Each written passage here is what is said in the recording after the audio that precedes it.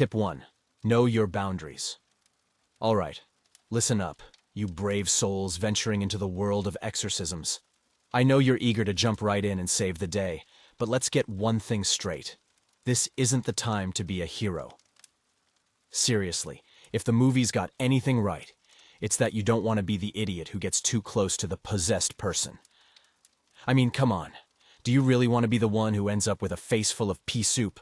Or worse, become the demon's new BFF? Trust me, it's not a friendship bracelet you want to share. So, keep a healthy distance. Let the professionals handle the up-close and personal stuff. Your job is to observe and provide moral support from a safe distance. You're not auditioning for the lead role in The Exorcist Dumbass Edition. Leave the heroics to the trained exorcists who know what they're doing. They've got the fancy robes, the holy water, and the years of experience dealing with demonic assholes. You've got what? A half-assed prayer and a smartphone to record the whole thing for your Instagram story? Yeah, not gonna cut it, buddy. Now I know what you're thinking. But I've watched every exorcism movie ever made. I know what to do. Well, hate to break it to you, but real life isn't like the movies. You're not going to suddenly discover a hidden talent for banishing demons just because you binged The Conjuring last weekend. Trust me, the only thing you'll be conjuring is a one-way ticket to the emergency room if you try to get involved. So, here's the deal. Stay back, keep your mouth shut, and let the professionals handle it. If you absolutely must be involved, stick to the sidelines and offer your thoughts and prayers from a safe distance. And if things start getting really hairy, don't be afraid to nope out of there. No possession is worth risking your own ass over. Remember, know your boundaries. Stay safe, stay sane, and leave the exorcisms to the experts. Your unbruised ass will thank you later. Tip 2. Wear protective gear. Now that you know your place in the exorcism hierarchy, that is, not the hero, let's talk about how to gear up for the big event. And no, I don't mean putting on your favorite Marvel superhero costume. I'm talking about real, practical protective gear that might just save your sorry ass from becoming demon chow. First things first, you're going to want to invest in a nice, sturdy garlic necklace. I know, you're probably thinking, isn't that for vampires? Well, guess what? Demons hate garlic too. Something about the smell just really pisses them off. So, string up a few cloves and wear that shit like it's going out of style. It might not be the most fashionable accessory, but trust me, it's a hell of a lot better than having a demon use your body as a meat puppet. Next up, you're going to want to get your hands on some holy water. And I don't mean the little vial your grandma gave you for your first communion. I'm talking about a full-on super soaker filled to the brim with the blessed stuff. If a demon gets too close, you can just spray that douche right in the face. It's like holy pepper spray, but with less legal repercussions. Now, I know some of you are probably rolling your eyes and thinking, come on, a super soaker, what am I, 5? But let me tell you, when you're face to face with a demon who wants to use your skin as a fashionable leather jacket, you'll be thanking your lucky stars you have that holy water locked and loaded. And last but not least, don't forget the power of the cross. And I don't mean the little gold one you wear around your neck. I'm talking about a big, honking wooden cross that you can hold up in front of you like a shield. Because if a demon is coming at you with murder in its eyes, you're going to want something a little more substantial than a tiny piece of jewelry to protect yourself. Your exorcism survival kit, garlic necklace, holy water super soaker, and a big-ass cross. You might look like a reject from a bad 80s horror movie, but trust me, it's better than ending up as a demon's new meat suit. Stay safe out there, and remember, if all else fails, just run. Tip 3. Bring snacks. Alright, so you've got your boundaries set and your protective gear on lock. Now it's time to talk about the most important part of any exorcism survival plan. Snacks. Because exorcisms can be a long, boring-ass process. And if you're going to be stuck watching some poor sap get their demon yanked out for hours on end, you're going to need some sustenance. Now I know what you're thinking. Can't I just order a pizza or something? Well, sure. If you want to be the asshole who brings a greasy, smelly pizza into a room where a priest is trying to concentrate on banishing a demon back to the depths of hell. Not to mention, The last thing you want is to accidentally get some pizza grease on your holy water super soaker. That's just a recipe for disaster. No, what you need are some holy snacks. And by holy, I mean snacks that are blessed by the power of convenience and portability. Think granola bars, trail mix, maybe even some beef jerky if you're feeling extra adventurous.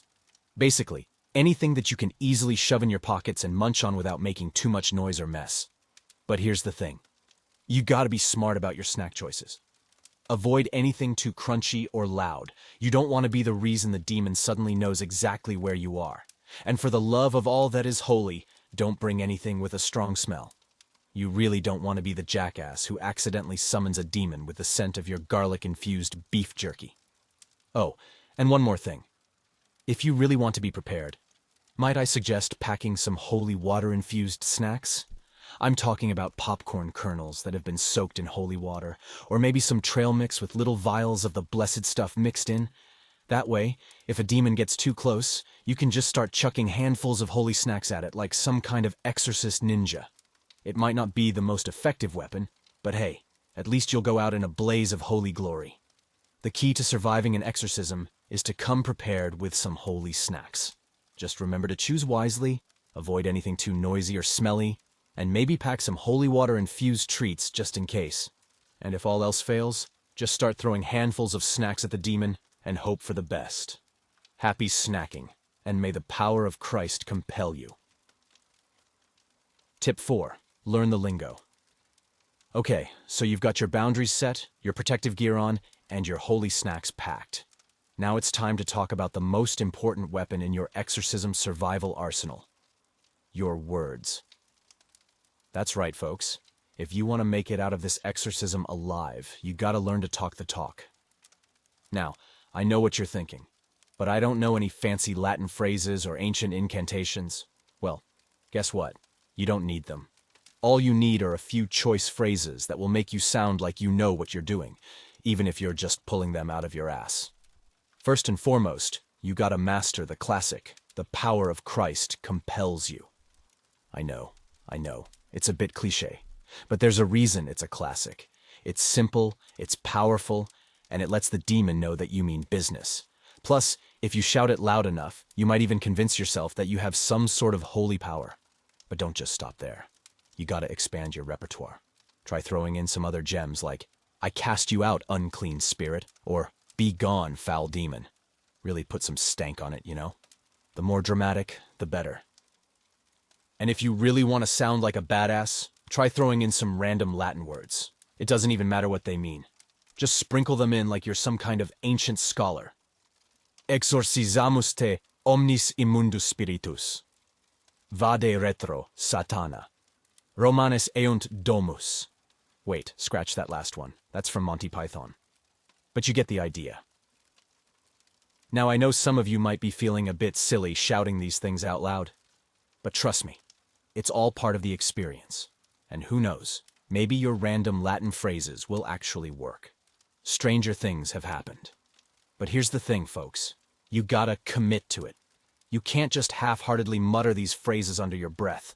You gotta shout them like you mean it. Channel your inner Samuel L. Jackson and let that demon know who's boss. And if all else fails, just start making shit up. Seriously. Just start spouting off random words and phrases like you're speaking in tongues. The demon won't know the difference, and you'll sound like an exorcism prodigy. So there you have it, folks. The key to surviving an exorcism is to learn the lingo.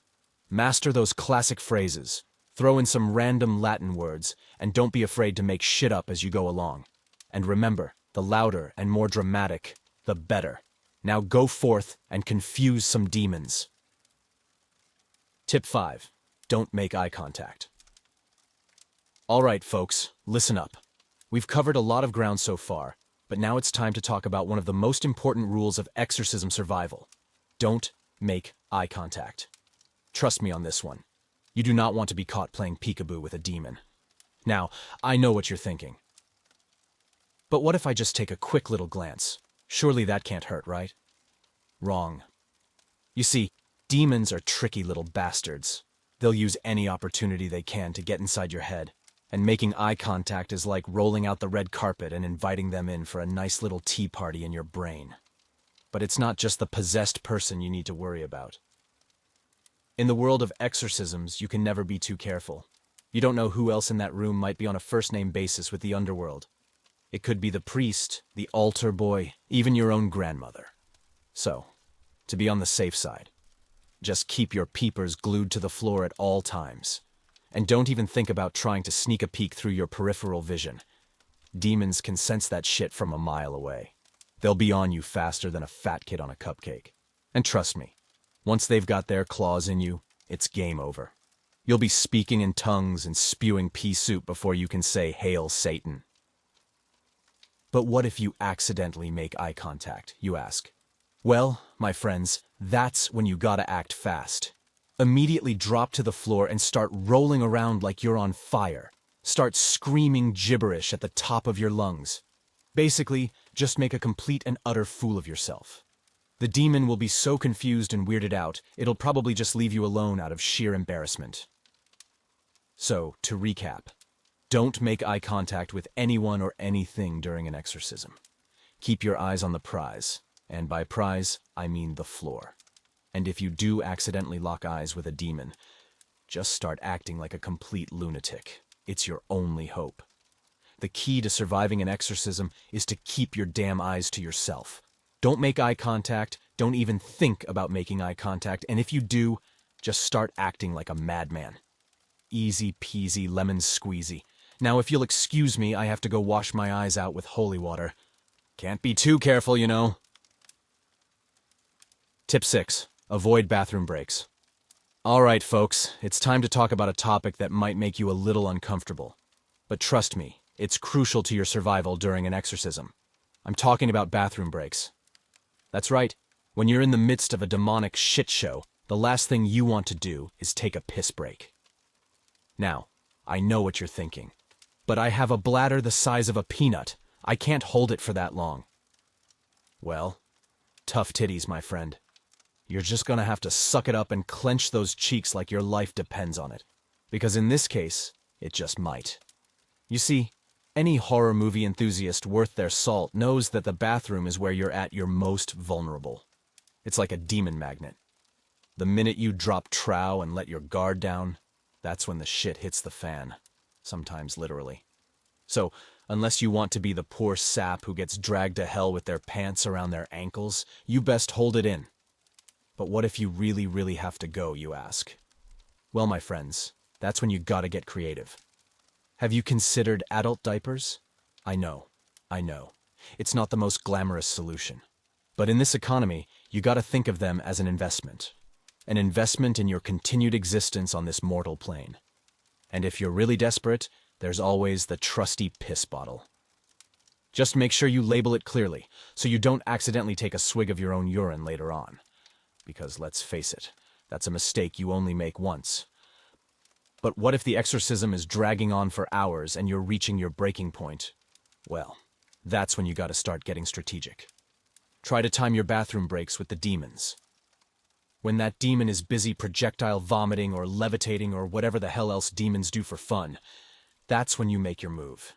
Just be quick about it, and for the love of God, don't forget to wash your hands. And if all else fails, just remind yourself that holding it in is a small price to pay for not getting possessed by a demon. I mean, have you seen what those things do to people? Trust me, you don't want to end up like poor little Regan from The Exorcist. That girl went through some shit. Literally. So there you have it, folks. The key to surviving an exorcism is to avoid bathroom breaks at all costs. Invest in some adult diapers, keep a piss bottle handy, and time your breaks strategically. And if you do have to go, just remember to clench those cheeks like your soul depends on it. Because in this case, it just might. Happy holding, my friends. Tip 7. Stay behind the priest. Okay, folks, so you've managed to avoid eye contact, hold in your piss, and keep your snacks holy. Congratulations, you're officially an exorcism survivor in training. But don't get too cocky just yet, because we're about to dive into one of the most important rules of demon fighting. Always stay behind the priest. Now I know what you're thinking. But what if I want to get a closer look at the action? What if I want to be a hero and save the day? Well, let me stop you right there, bucko. The only thing you'll be saving is your own sorry ass from getting possessed if you keep that kind of thinking up. You see, the priest is like your own personal human shield against the forces of evil.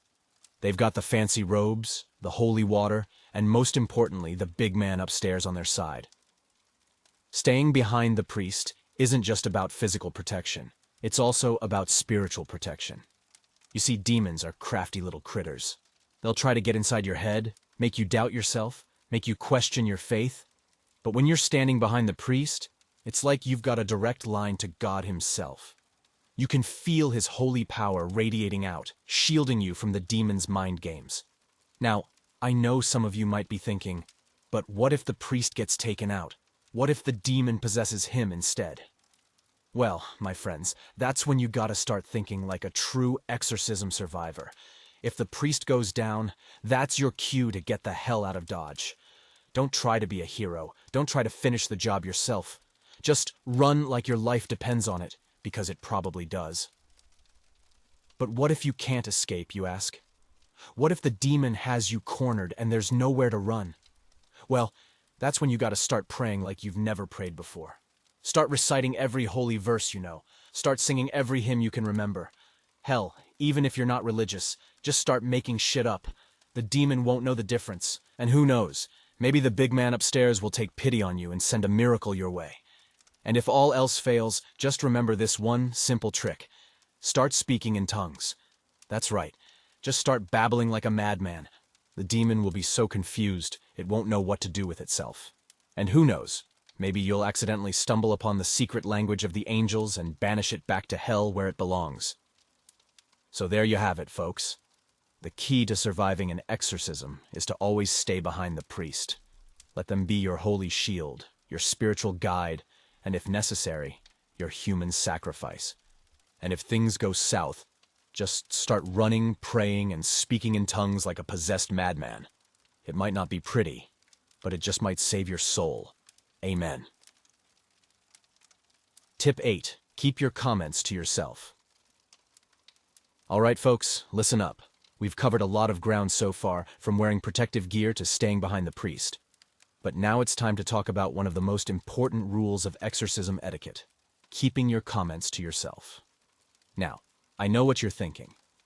But what if I have some really insightful observations about the possessed person's behavior? What if I want to crack a few jokes to lighten the mood? Well, let me stop you right there, Chuckles. This isn't open mic night at the comedy club, and the demon sure as shit isn't looking for constructive criticism. You see, during an exorcism, tensions are running high.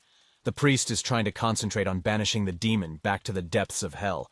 The possessed person is probably doing some freaky shit with their body, and everyone else is just trying not to piss their pants in terror. The last thing anyone needs is some jackass in the peanut gallery offering their 2 cents. But it's not just about being a distraction, folks. It's also about not pissing off the demon any more than it already is. You see, demons are proud little fuckers. They don't take kindly to being mocked or belittled, especially by some puny human who thinks they're hot shit. So, if you value your eternal soul, it's best to keep your mouth shut and your opinions to yourself. And for the love of all that is holy, don't try to strike up a conversation with the demon. I don't care how curious you are about its dating life or what it thinks about the current political climate. This isn't a tea party, and the demon sure as hell isn't looking to make new friends. In fact, trying to chat up a demon is a surefire way to get yourself possessed faster than you can say, "Hey there, hot stuff." But what if the demon starts talking to you directly, you ask? What if it starts taunting you or trying to get inside your head? Well, my friends, that's when you gotta put on your big kid pants and ignore it, like your life depends on it. Just keep your eyes forward, your mouth shut, and your mind focused on happy thoughts. Puppies, kittens, rainbows, whatever floats your boat. Just don't engage with the demon, no matter how tempting it might be. And if all else fails, just start singing happy birthday to yourself over and over again in your head. Trust me, it's impossible to have a coherent conversation with a demon when you've got that earworm stuck in your brain. Don't offer opinions, don't make jokes, and for the love of God, don't try to befriend the demon. Just shut up, tune out, and let the professionals handle it. And if the demon starts talking to you directly, just start singing Happy Birthday until it goes away. Tip 9. Hydrate. All right, my dear demon-fighting warriors, we've made it to Tip 9 of our Exorcism Survival Guide. By now, you should be a pro at avoiding eye contact, holding in your piss, and keeping your mouth shut. But there's one more crucial tip that I need to share with you before we wrap this thing up. Hydration is key, my friends. When you're in the middle of an exorcism, you're going to be sweating like a whore in church. Between the holy water flying everywhere, the demon's fiery breath, and your own nervous perspiration, you'll be losing fluids faster than a frat boy at a keg party. But here's the thing, my dear exorcism enthusiasts. You can't just hydrate with any old liquid. Oh, no, no, no. You need the good stuff, the holy stuff. That's right, folks. I'm talking about holy water. And I don't mean just a little sip here and there. I mean you need to be chugging that shit like it's the elixir of life. Think about it, my friends. If you're going to be in the splash zone of a holy water-flinging priest, you might as well make it count. But here's the best part, folks. Not only does chugging holy water help ward off demons, but it also keeps you hydrated. It's like a 2-for-1 deal. You're protecting your immortal soul and your mortal body at the same time. It's a win-win situation. Now, I know some of you might be a little hesitant to drink holy water. After all, it's not exactly the most delicious beverage out there. But trust me, my friends, it's a hell of a lot better than the alternative. And by alternative, I mean getting possessed by a demon and having to drink its unholy piss for all eternity. Yeah, I thought that might change your mind. So, here's what you need to do. Before you even step foot in that exorcism room, make sure you've got a big old bottle of holy water on hand. And I'm not talking about one of those little plastic bottles they give you at church. I'm talking about a gallon jug, the kind that says "Go big or go home" on the side. And once you're in the room, start chugging like your life depends on it. Every time the demon looks your way, take a big ol' swig. Every time the priest says, "The power of Christ compels you," take another one. And if you really want to show that demon who's boss, just start gargling with the holy water like it's holy mouthwash. Trust me, folks, the demon will be so confused and terrified by your holy water-chugging antics, it won't even know what to do with itself. And who knows, maybe you'll even inspire the priest to start doing it too. Before you know it, you'll have a whole room full of holy water-guzzling exorcism warriors, ready to take on the forces of evil one sip at a time. The key to surviving an exorcism is to hydrate. And not just with any old liquid, but with the holiest of holy waters. Trust me, your body and your soul will thank you later. Bottoms up, bitches. Tip 10. Always have an exit strategy. Well, well, well, my dear exorcism survivors, we've finally made it to the end of our little journey together. By now, you should be a master of demon fighting. You know how to dress for success, how to keep your mouth shut, and how to stay hydrated in the face of unholy evil. But there's one final piece of advice that I need to impart upon you before we part ways. Always, always, always have a goddamn exit strategy. Now, I know what you're thinking. But wait. Isn't the whole point of an exorcism to stay and fight the demon until it's banished back to hell? Well, yes and no, my dear friends. While it's certainly admirable to want to see the exorcism through to the end, there may come a point where you need to get the hell out of Dodge. And trust me, when that moment comes, you don't want to be caught with your pants down. Metaphorically speaking, of course. So, what exactly constitutes an exit-worthy situation, you ask? Well, let me paint you a little picture. Imagine you're in the middle of the exorcism, and things are getting really hairy. The demon is spewing pea soup like a fire hose, the priest is speaking in tongues, and you're pretty sure you just saw a portal to hell open up in the corner of the room.